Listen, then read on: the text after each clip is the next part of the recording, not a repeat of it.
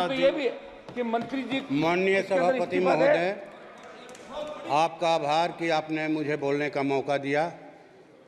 मैं अपने पार्टी महासचिव कॉमरेड दीपांकर भट्टाचार्य और भोजपुर की महान जनता का भी आभार व्यक्त करता हूं कि उन्होंने चुन करके मुझे यहां लोकतंत्र के इस सबसे ऊंचे मंदिर में भेजा। महोदय, मैं धनबाद प्रस्ताव के खिलाफ में बोलने के लिए खड़ा हुआ हूं। सब लोग जान रहे हैं कि इस देश में खेती घाटे में जा रही है। बढ़ते महंगाई के कारण, लागत सामग्रियों के कारण खेती में किसानों को घाटा हो रहा है और जिन भूधारी किसानों के पास या भूस्वामियों के पास रोजगार का दूसरा विकल्प है, वो खेती नहीं करना चाहते, वो अपनी खेती बटाई पर लगा रहे हैं, मनी पर दे रहे हैं, पट्टे पर दे रहे हैं। तो घाटे की खेती का भार देश के बटाईदार किसानों ने अपने कंधों पर उठा रखा है, लेकिन उन्हें किसान नहीं समझा जा रहा है। जो कृषि बजट है हजारों करोड़ का, उसका लाभ उनको पहचान पत्र के अभाव में नहीं मिल रहा है। इसलिए मैं आपके माध्यम से सरकार से गुजारिश करूंगा कि जॉब कार्ड की तर्ज पर वो बटाईदार किसानों को पहचान पत्र दें, ताकि उन्हें भी कृषि की हर सुविधा मिले और देश की खेती में उनका उत्साह बढ़े।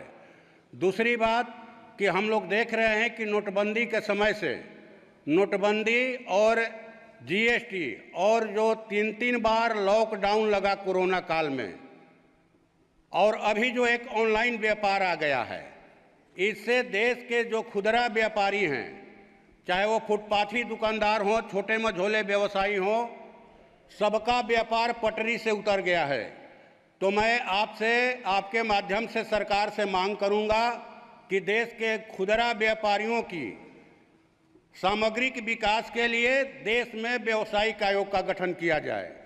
तीसरी बात महोदय कि अभी त्वरित न्याय और अपराध नियंत्रण के नाम पर जो 3 फौजदारी कानून बनाए गए हैं, मैं समझता हूं कि देश के संविधान में जो भारत के नागरिकों को अभिव्यक्ति की आज़ादी का अधिकार दिया गया है, ये उसका सीधा सीधी उल्लंघन है। ये उल्लंघन ही नहीं है, बल्कि देश को कहा जाए कि पुलिस राज में तब्दील करने का एक तरह से षड्यंत्र है, और पुलिस को अस्थायी तौर पर कहा जाए कि संस्थागत रूप से आपातकाल लगाने की कहा जाए कि छूट दी गई है।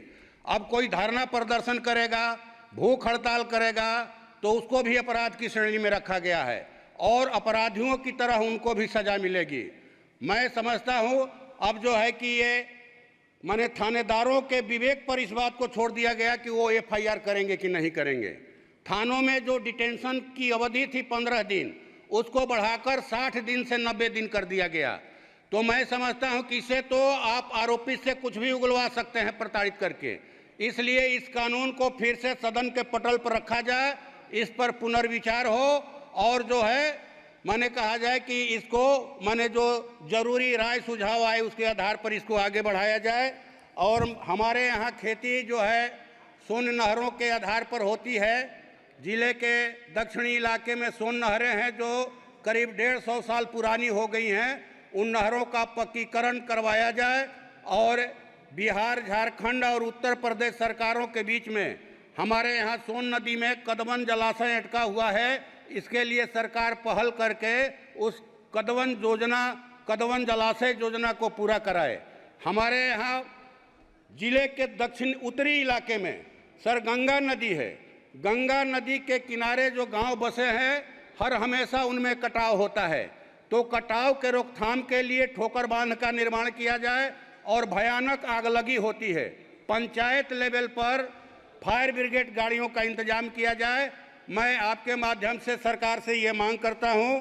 और जो है आपको ये जो सहारा इंडिया में हमारे यहाँ तो सर जी आप बस खत्म कर रहे हैं सर। सहारा इंडिया में गरीबों का भारी पैसा फंसा हुआ, लोग अपने बच्चों के भविष्य के लिए, शादी विवाह के लिए, और हमारे माननीय गृह मंत्री जी ने भी आश्वासन दिया था कि हम पैसा दिलवाएंगे।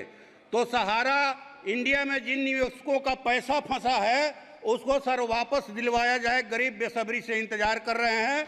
आपका बहुत बहुत धन्यवाद, आपने बोलने का मौका दिया। Thank you.